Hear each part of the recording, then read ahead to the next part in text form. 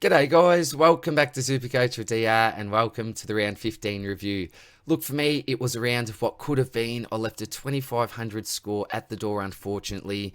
Why was that? It was due to my change in vice captaincy plans and the unexpected injury to Jarman Limpey. So we'll talk about my trade plans a little bit later, but I did end up on a score of 2466, which was enough to see me go up in the ranks 17 spots. Now find myself at 328. So at the end of the day, you can't complain when you are going up in the ranks, but I'm a little bit worried given the fact there are two upgrades I need to make to finish my side.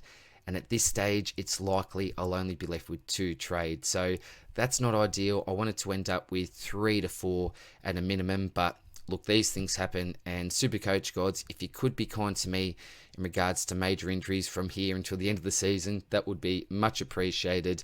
Just send me a sign, let me know what you want me to do, and I'll be happy to oblige with anything that you'd like me to do. So, yeah, let's get into it, guys. I hope you had a good round anyway. Let's see how the team's going. Now, the first thing you'll probably notice here are the two scores at the top from the two most consistent defenders in the game.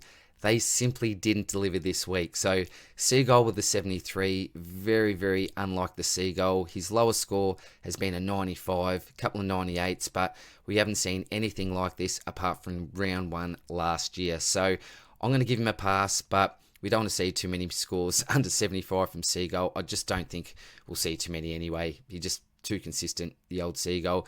But Tommy Stewart, this was a really interesting game. For the first time in a long time, I've seen him actually lock down on a player.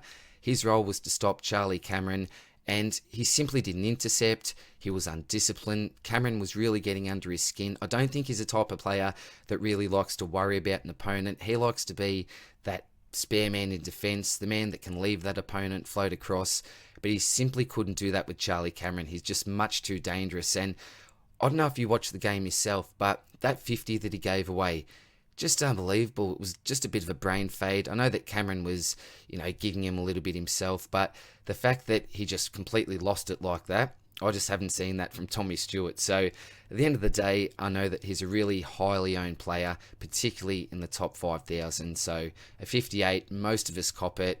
I don't think that we'll see that too often, but it really does depend on the role. If he's locking down on someone, then we can expect some lower scores, but the role that he usually plays is the best role for Tommy Stewart.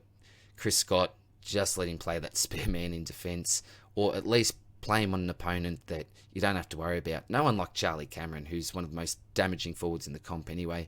Lockheed Whitfield, this man was just a running machine. While many of his teammates looked like they gave up, Whitfield just kept on going. The old 1-2s, he's back, this man. A couple of weeks ago, a 70-odd type score, very uncharacteristic. Last 2 weeks, he's really bounced back. So he'll be one of the top scoring defenders from here on out. Hopefully he can just stay on the park, because there's always a few durability concerns. But 116 wrap from Whitfield. Stephen May, he's had a wonderful last 3 weeks, so I was thinking about trading him out at one stage, but with what he's delivered, that's just fantastic. And he's got multiple roles to score, takes a lot of the kick-ins, does actually play that spare man a lot of the time as well. And an intercept king, took a few intercept marks that I saw over the weekend anyway, so 107 from Stephen May, 2 thumbs up, wrap with that. And Short as well, 101, so a couple of nice weeks in a row, which is really good from him. He tends to start off the game a little bit better than how he finishes the game, but look, given the fact that Richmond got absolutely demolished by St Kilda, 101 I'll take from Shorty, and pretty happy with that, to be quite honest. And talk about happy, Jordan Ridley, he was back to his best, this man, 111. Last couple of weeks, yeah, again, 2 thumbs up for Ridley, because he's now intercepting, he's taking some kick-ins, he's using the ball well. He's looking more like the Ridley that we selected at the start of the season. So there's always going to be competition from Redmond and Heppel to distribute out of that back line. But from what I've seen anyway, it looks like he's got a little bit of confidence back.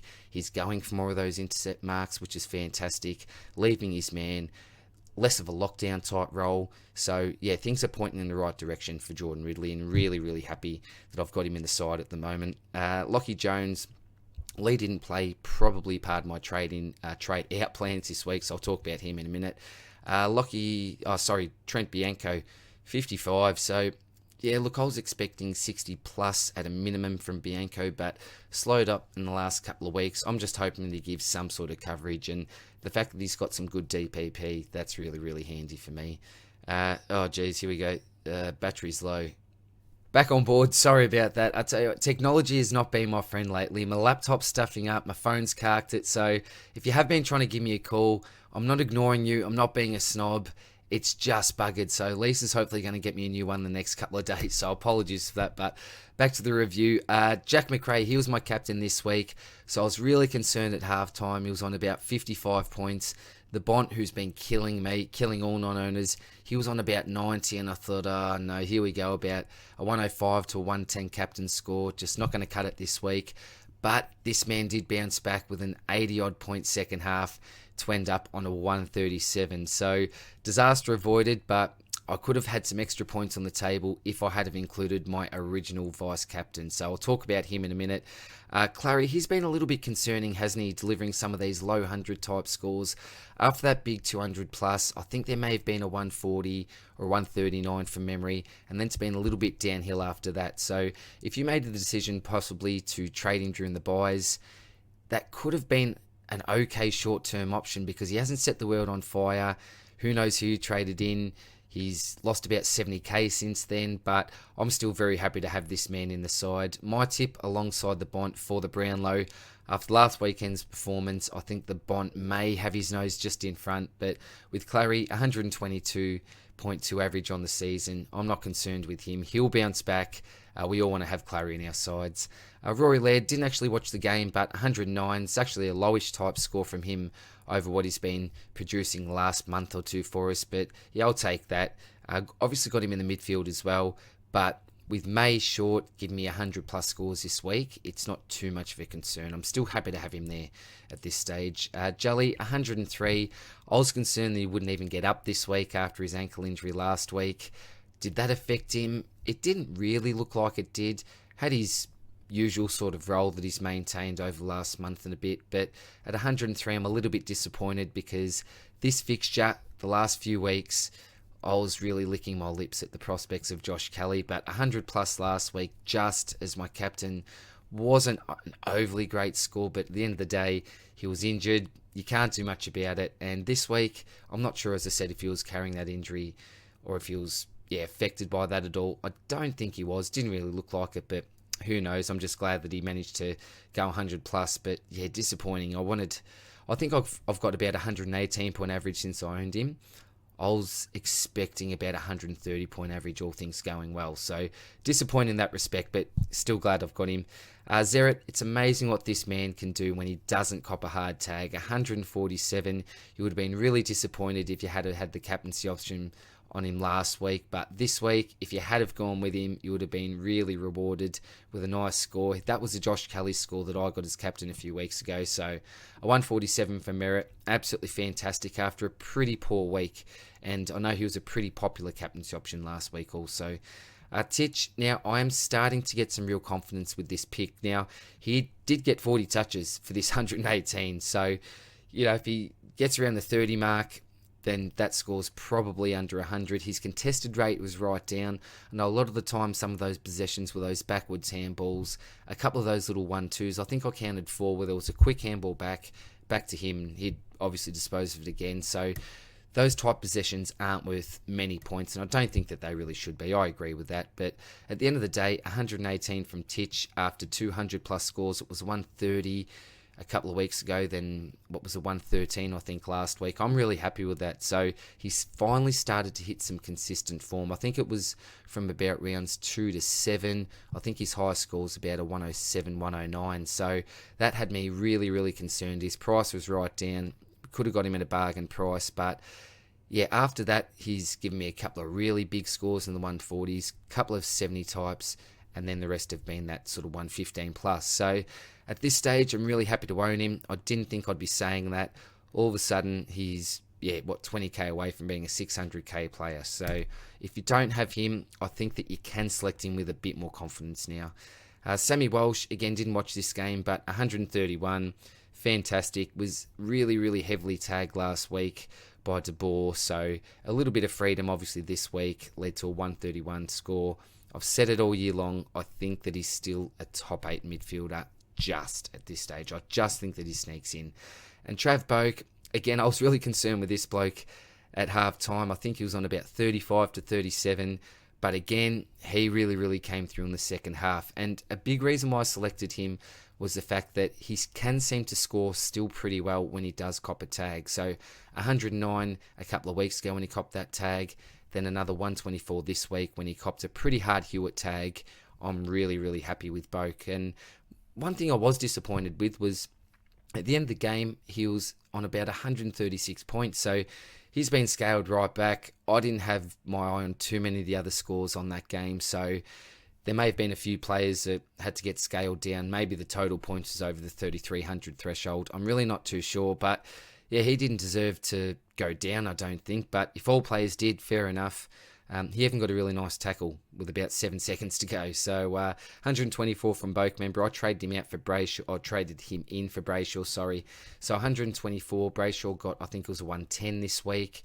So that's a 14-point rise I've got there. And I did have Boak covering for the buys with that really disappointing 73 score. So I'm getting close to about 90 points up on that pick so far. So yeah, with Boak, he's not one of those guys that you love having in your side. But I think he's an acceptable M8 at this stage of the season and not going anywhere for me. It would be really nice to have another luxury up trade, but as you'll see, simply don't have it at the moment. But yeah, wrap with Travie Boak for this week, 124. Poulter, 51, one of his lowest scores, if not his lowest score of the season so far. I still think he holds his spot. Has he hit a bit of a rookie wall? It's possible, but my plan at this stage is to hold on to him for the rest of the season, and you'll see why when I explain what my trade plan is going to be. Newcomb bounced back from last week with a 53. Don't know what's really happened to those tackles. I think he still had a few on the weekend, but after his debut, I was expecting 8+ a week from this bloke. But yeah, there's a couple of times with some direct turnovers, kicked a nice goal, which helped to boost his score as well. I think he's probably a 50 to 60 type player rather than that 75+ that I was hoping he'd be after his first performance of the year. But yeah, you can't be too concerned with that. Having him on your bench, it's okay. If you look at my 3 bench options so far in the backs and the mids, 55, 51, 53. So realistically, that's what you may be expecting from your rookie options on your bench for the rest of the year. Poulter's probably someone who I still have high hopes for 65 most weeks. Maybe he needs a rest. I'm not too sure. Clearly still in their best 22 though. And Fife, loophole, didn't use him this week. On to the rucks. So this is where I did leave a few points on the table. Obviously played Coleman Jones ahead of Zach Smith. There was nothing in the numbers to suggest that that was the wrong move, so can't really complain about that at the end of the day, but 19 points that I did leave on the bench there. Smith, I thought, had a really solid game against Goldstein.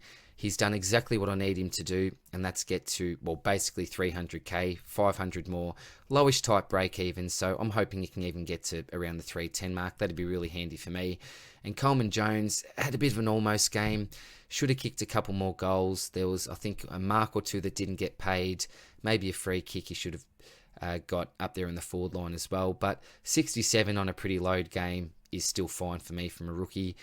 And it looks like I'm going to be able to hold him till the end of the year also as coverage, which is going to be extremely handy for me. And Maxi Golem, I did roll with him as a vice captain. Pretty disappointed I ended up doing that. I'll explain who I did have as my vice captain originally, but yeah, I just thought, look, it may be a week for him just to come and really bounce back. Draper, yeah, he's an exciting type player, but can he go all the way with Maxi Gawn? I don't think so. But I think what's happening is that Luke Jackson, he's really stepped up to the plate this year. And he's, I suppose, been a small part of the reason why Gawn's ceiling has now lowered throughout the season. So 103, yeah, it's not ideal from Gawn. We want a 125+ each and every week from him. And particularly if you're rolling with him as a captain or vice captain, that's just not going to cut it. So I think for me, probably lesson learned, and I'm going to avoid Maxi if I can for the rest of the year in that loop. Now onto the forward line. This was the man who I originally had my vice captaincy on. And part of the reason, or a big reason, was the fact that I really had no other option, because my loops for this week, well, I wasn't expecting Impey to be injured, so in the forward line, didn't have a loop. In the rucks, I don't have a loop.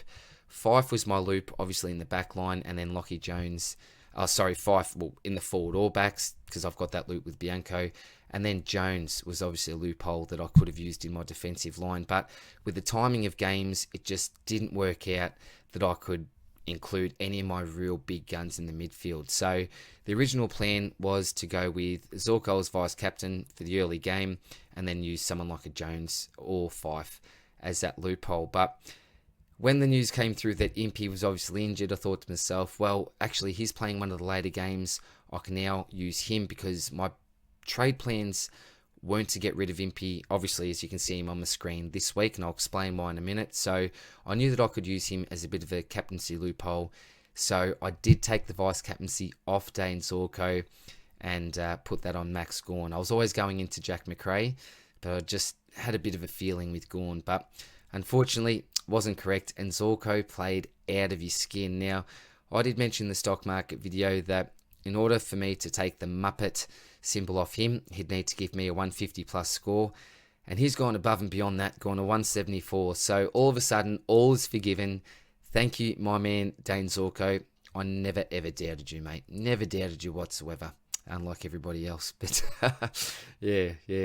But look, Zorko for me is now an absolute must-have forward. Now, when I say must-have, you can't buy him at the moment, but if you've got him, you are absolutely wrapped, because looking at the numbers, he's been one of the most damaging, well, I was going to say forwards, obviously the most damaging forwards, but he has been one of the most damaging players in the game, in the SuperCoach game. Obviously, that week off with suspension, that really, really hurt, but if you take that Muppet act away, take a look at his numbers, they're just absolutely phenomenal. So what's he now? Almost at 650k. I just didn't see this coming. I must admit, I didn't see it coming. I did trade him in because I recognised that even though I had my doubts about him, he looked like he was going to be a must-have selection. So glad I did that. It was about 5 or 6 weeks ago now, but just did not see this coming. A 174 with Neil in the side, with Lyons in the side. Neil was a little bit sore, we understand, but from now on, if I was an opposition coach, I would simply tag Dane Zorko. Don't worry about Jared Lyons or Lockie Neal. This is probably the man that you really want to stop. So, wrap to have him in the side. Hawley, now, yeah, this is just really unfortunate. It has been his first game where he's let me down. Holman was paying really close attention to him now. Opposition coaches are recognising that fact, that Hall is extremely damaging for North Melbourne. And the downside to this pick, I think, now is the fact that he may be locked down on from time to time. There'll be those games where they don't really care about Hall. He's let off the leash and he'll get his 30 to 40 possessions. But this was a game where Gold Coast did recognise that he could be a bit of a threat, put Holman on him, and that really did limit his effectiveness. So a 73, it's the worst that we've seen in a long time from Aaron Hall. I'm going to give him a Hall pass this week. Hopefully next week he bounces back for us. Zeeble, 98. He can get close to 100. That's okay. Langford, now this was another one where I was really, really worried about, but he had a massive, massive last quarter. I think it would have been close to 50 points in that last quarter. There was another occasion where he bombed a ball. I think it was from around 50, got marked right on the goal line. I thought to myself, I wouldn't believe it. That's probably now a turnover. He could have got a goal. What's that? 8 to 12 points. That's probably a 16-point turnaround. So that 103 could have been much closer to a 120. There was a couple of times as well I noticed where Stringer absolutely burnt him.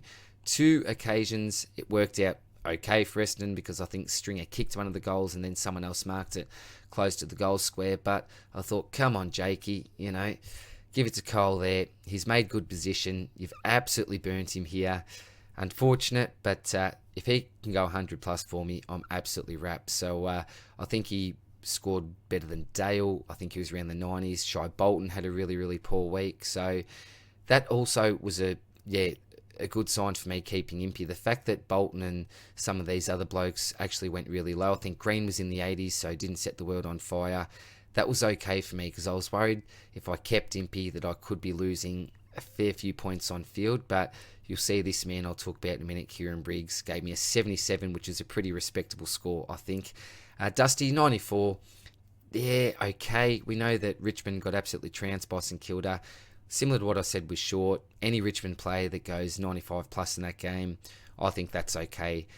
96.5 on the season now. I think we expect, 90s to 110s from here on out from Dusty.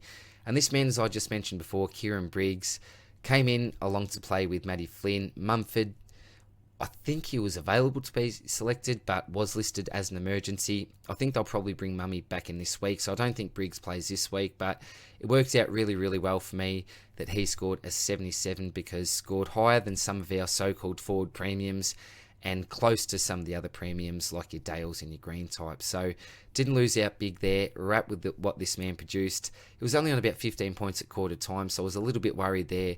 Originally I had Madden as my emergency, but he only gave me a 51, so decided to switch Impey off field, bring Briggsy on. So what did I make there? About 26 points on the Madden selection. But yeah, spewing that I didn't have Zorko as my vice captain for this week. But yeah, that is the team review. So what am I doing in regards to trades? Well, the plan was always after this week to do it pretty simply.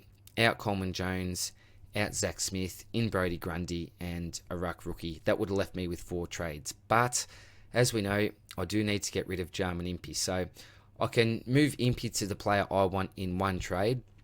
But in order for me to make that Grundy trade with Coleman Jones and Zach Smith, I did need about 100k in the bank. So given the fact that most of this money is now going to be gone, in order to get Grundy in, I'm going to have to go down to 2 trades, which is going to be really unfortunate, really hurts, but these are the plans anyway. So I think for this week, what I'm going to look to do is obviously get Impey out.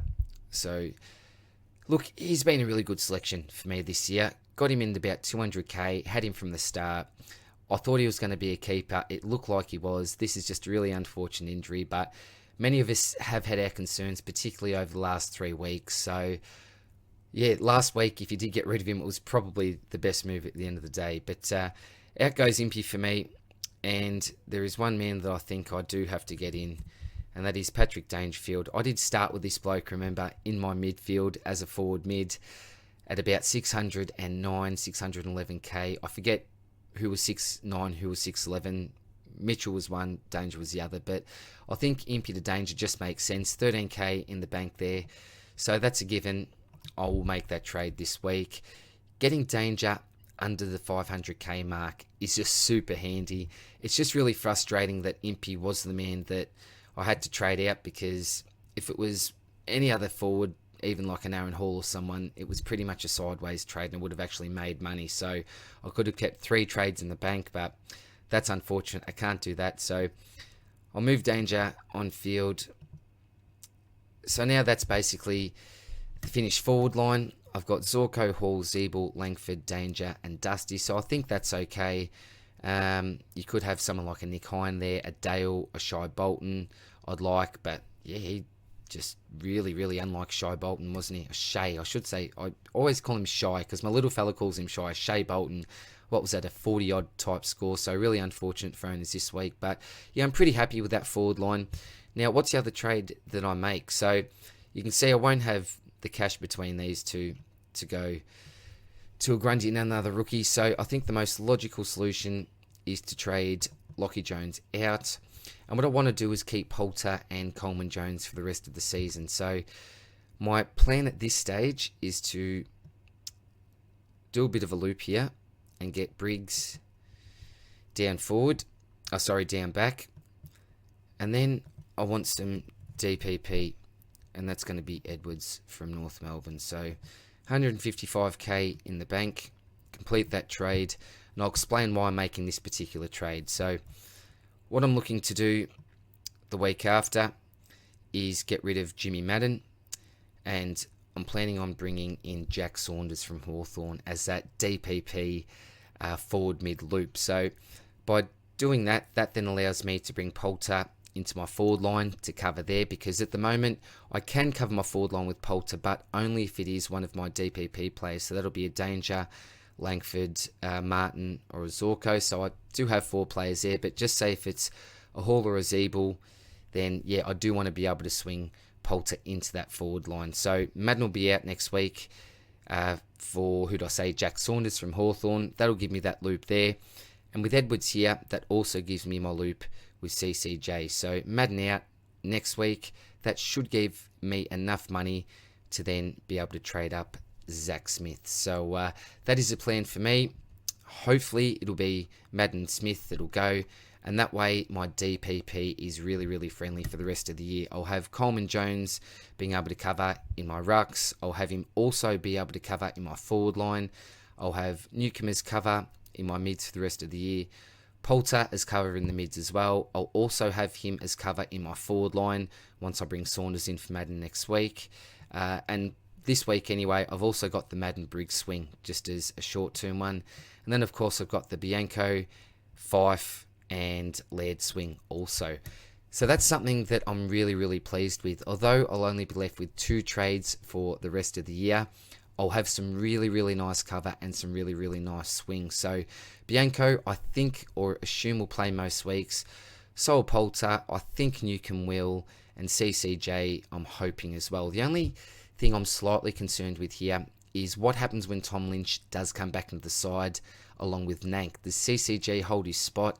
I really, really hope that he does, because if he doesn't, then this swing's going to become a little bit useless for me, and maybe it's better just holding Madden and keeping that Madden Briggs DPP swing. I'm really not too sure at the moment, but that's my plans anyway. I think it's really, really important, particularly when you are low on trades, that you do have as much DPP as possible. If you've got a pretty reliable player, I know Poulter wasn't too reliable this week with a 51, but you think that he plays most weeks, you think most weeks he gets at least a 60 to 65 plus type score, then having him as cover in both your mids and your forward is absolutely invaluable. I think someone like Bianco as well, that's terrific, and a CCJ in your rucks and your forward line, I think that'll be ultra handy also.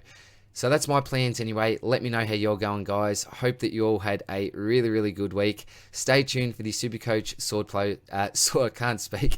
I always do this at the end of the videos. The SuperCoach Swordplay podcast with Spills tomorrow night. And then, as always, the SuperCoach Stock Market video. It won't be in 2 parts this week. I'll do it all in the one banger. Last week, I was just really, really short of time. So hopefully, I can get it out a little bit earlier this week. So all the best, guys. Hope all is well. And I'll see you soon in the next one. Cheers, bye.